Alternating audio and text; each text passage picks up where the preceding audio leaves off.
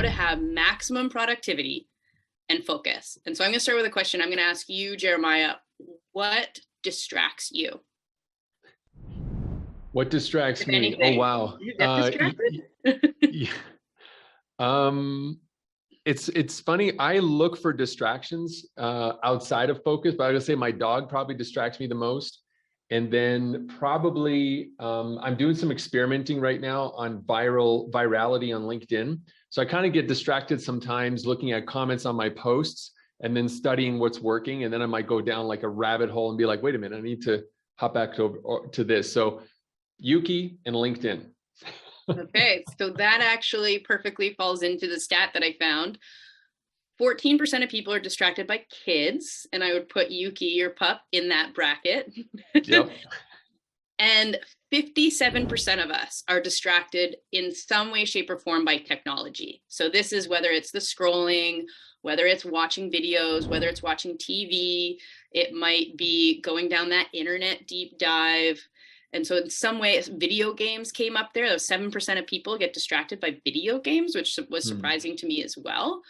So technology is a huge distraction for us kids, which sometimes we can control that, sometimes we can't, especially working from home is a huge distraction for people as well. So we're going to talk about, what do you do about it?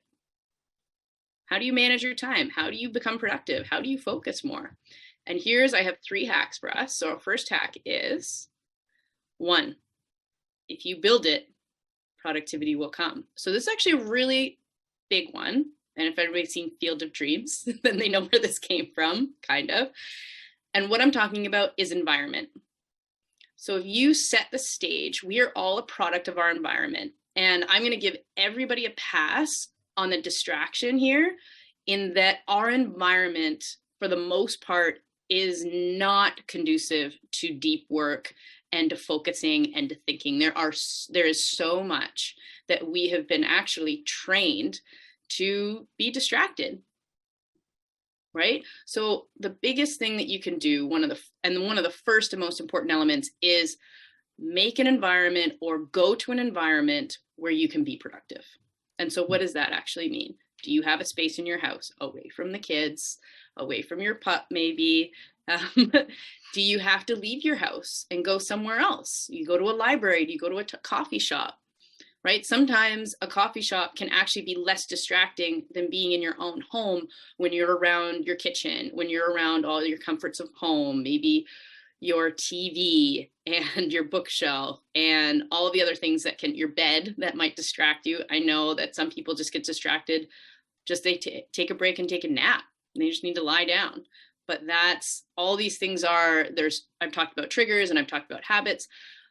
But creating an environment for success is huge. So go to a place where you can actually work, and then also remove the notifications.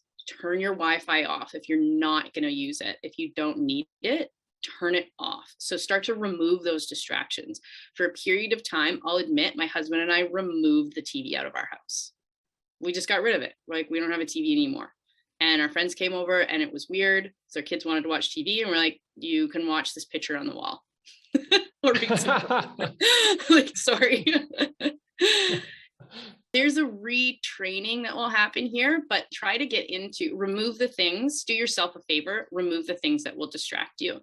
Other things you can do to prepare if you need snacks, bring your snacks down to your office, right? So you're not going up to the kitchen to go rifle through the fridge to distract yourself. Get your coffee. I pack coffee and tea when I go and work in my office in my own home.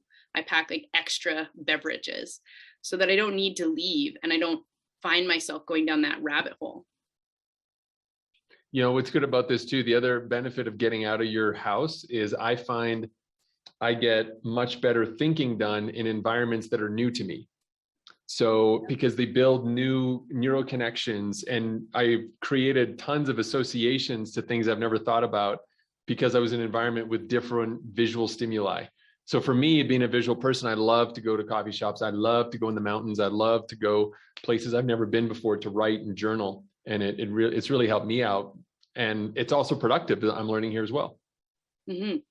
If you're working with your notifications on, you don't stand a chance. Like, not even a chance. At minimum, turn your phone on silent, turn your notifications off. If you're the kind of person who gets a notification for a text and a WhatsApp and a Facebook message, oh my goodness, none of those things are urgent ever. So just turn them off. I would turn them off forever and check them when it works for you, as opposed to having them infiltrate your day, right? And infiltrate your focus. All right, number 2. And that was a major one. I could leave it there, but I'm going to give you guys 2 more. Single tasking is the new multitasking. Orange is the new black. But this guy, this surgeon, and I chose a picture of a surgeon on purpose because do you think he's able to focus on anything else? Do you think he's doing anything else except for exactly what he's doing right now? No, that's where you need to be. Maybe he has music, but if anything, there's no TV on, there's no music in the background, there's nothing else going on. He's probably not having a conversation with somebody else, right? So secondly, do yourself a favor, single task. Just do one at a time. And what I do is I actually keep my to-do list very small. So break your big projects into small projects. And then I usually have like a brain dump somewhere of my mega to-do list that might take me a week, maybe for the week, maybe even for the month. But I actually make a to-do list. I have my nice notebook. I have a clean page, and I just do one at a time. I just write one task, and then I do that task because I don't even want to think about any other task. I don't want it in the brain. I don't want it on the page. And then when it's done, it's done. So try to practice also is finishing things. So practice finishing, not perfection, right? Do one task one at a time. Okay, and we've got one more for you guys. And this is a daily practice, which I know I'm always like, hey, dude, daily practice, daily practice, daily practice. We've been, like I said, we're not really in an environment that's conducive to focus and conducive to productivity, not necessarily. So there's a retraining here. This is another give yourself a break, is that a lot of us haven't practiced. We haven't gone necessarily to monk school and practice daily focus and centering ourselves every day. If you have, and you've practiced that focus, that's where meditation comes in, or just honing that skill. So we too easily let ourselves kind of be distracted by the things that happen day to day. And so how do we practice daily? It's just going back to step number 2, do one thing at a time.